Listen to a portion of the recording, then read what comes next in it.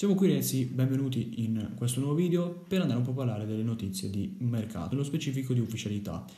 È la seconda parte di un video che ho già comunque registrato in precedenza e diverse ufficialità, un pochino meno rispetto al video precedente che è durato un pochino di più. Adesso non so se li farò uscire in concomitanza o comunque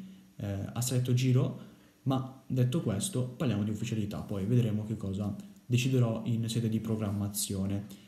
Per quanto riguarda l'ufficialità,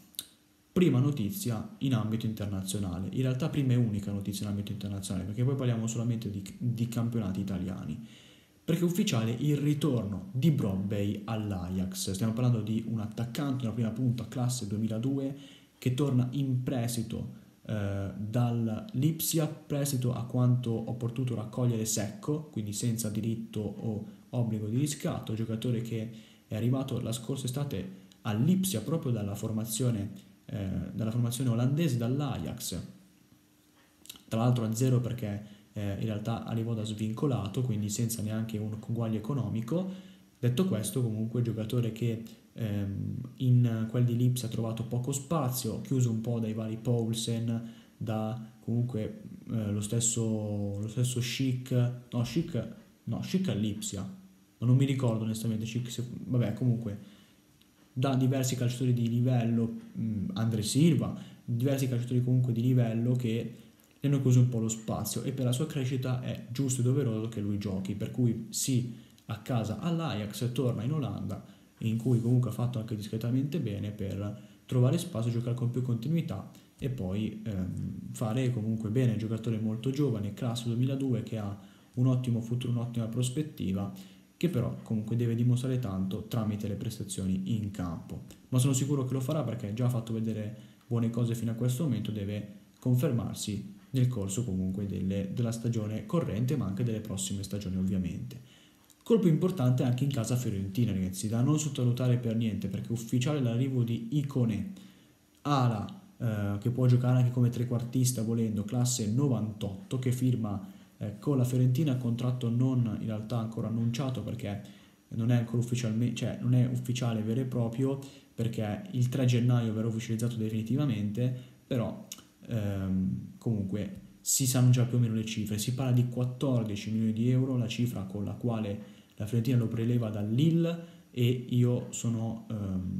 contento per la Fiorentina, perché secondo me è un ottimo colpo di calciomercato, un giocatore che vale quella cifra, perché Icone ha fatto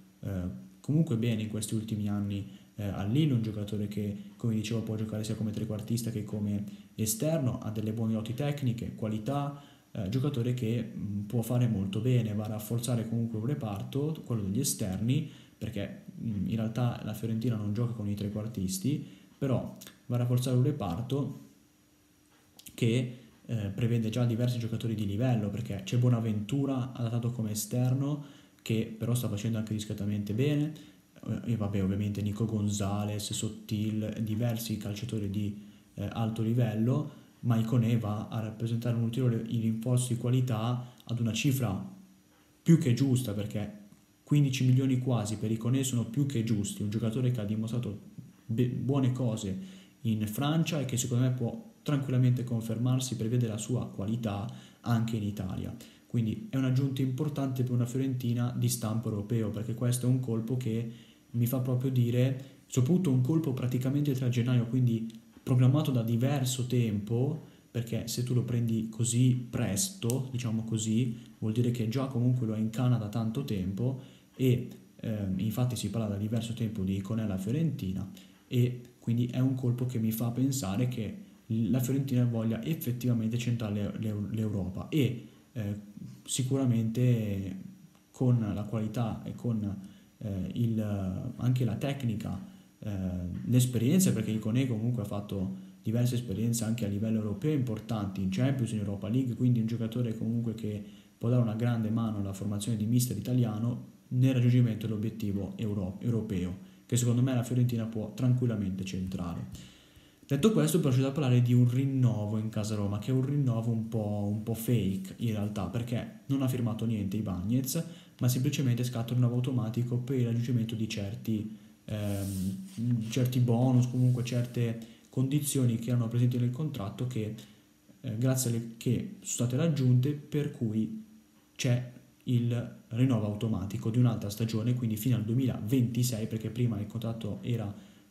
scadeva nel 2025, adesso è nel 2026, quindi 5 anni di contratto per lui ancora con la Roma, e un adeguamento del contratto a livello di stipendio, perché passa da 900.000 euro a 1,4 milioni, quindi Ibañez a livello attuale, difensore classe 98, percepisce 1,5 milioni circa alla Roma. Permane oltretutto la clausola di 80 milioni di euro, quindi nel contratto c'è una clausola che permette alle altre squadre di acquistare Ibañez a 80 milioni di euro. Attualmente è una clausola che nessuno pagherebbe mai per un difensore comunque giovane, ma che onestamente a me ha criticato tantissimo, a me onestamente non dispiace. Certo, magari con i piedi deve migliorare perché fa molti errori di tecnica, però onestamente a me piace un giocatore fisico che anche nei contrasti non è male, difensivamente può e deve migliorare, ma a me onestamente non dispiace, quindi un giocatore che alla Roma ci può stare benissimo, e un rinnovo quindi automatico che conferma comunque la sua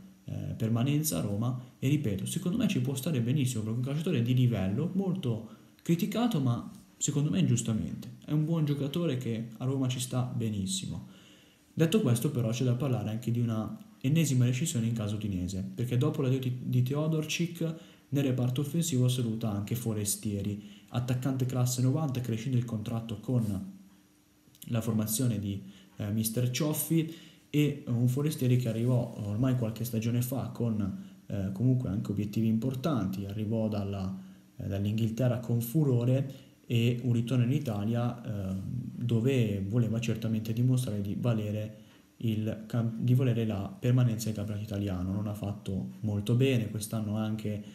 diverse presenze, però poche marcature e poche prestazioni veramente convincenti. Cioffi ha valutato con la società di rescindere il contratto e comunque di non proseguire questo rapporto lavorativo tra le parti. Adesso Forestieri potrà casarsi da qualsiasi altra parte, onestamente non so se rimarrà in Italia. Ho letto di interessamenti da parte forse del Monza o comunque di qualche squadra italiana interessata a lui, a portarselo comunque via, vedremo un po', però io ho i miei dubbi. Secondo me Forestieri tornerà in un campionato a lui avvezzo, magari tornerà in Championship o tornerà comunque in qualche campionato particolare, non credo rimarrà in Italia onestamente. Questo è il mio pensiero, poi vedremo, magari accadrà il contrario, però secondo me non rimarrà in Italia. Al di là di questo, spostiamoci un po' in Serie C, perché c'è un'ulteriore rescissione. Infatti Zampa rescinde con il Potenza, centrocampista classe 92 che in realtà non ha fatto non che non ha fatto male, però quest'anno ha raccolto anche diverse presenze con la maglia del Potenza, però si è arrivati a questa rescissione, decisione penso io presa da parte di entrambe le parti di comune accordo. E a questo punto Zampa, giocatore comunque di esperienza, di livello per la categoria, può casarsi in qualsiasi club, Serie C, Serie D, da svincolato, quindi c'è da pagare solamente lo stipendio, trovare un accordo economico solo in merito allo stipendio, e quindi rescissione che per un Potenza che sta vivendo un periodo difficile in termini di classifica, ma che con Trocini in panchina secondo me può fare bene, soprattutto con l'ausilio del mercato, che sarà ovviamente fondamentale. A questo punto c'è da parlare però anche di Serie D, due notizie veloci senza andare troppo comunque nel merito, però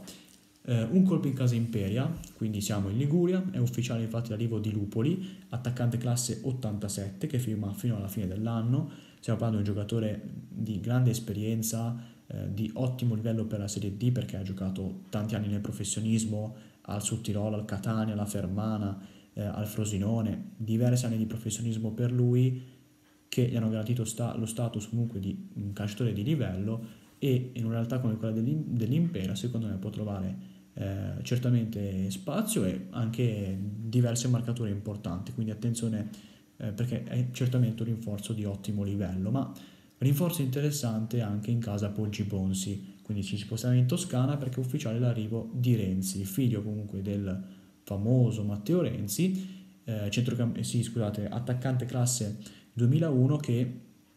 quindi firma ufficialmente con il Poggi Bonsi dopo che ha iniziato la stagione al Prato, perché Renzi ha giocato al Prato in questa prima parte di stagione, sempre in Toscana, ma Prato che lo cede quindi al Poggi Bonsi. Un attaccante comunque molto giovane, di prospettiva se vogliamo, e vedremo cosa riuscirà a fare in questa seconda parte di stagione con una maglia diversa da quella con cui ha iniziato, cioè al Poggi Bonsi rispetto che a Renate. In un girone comunque non semplice, perché certamente non sarà semplice, però vediamo se riuscirà a trovare spazio e a dimostrare quanto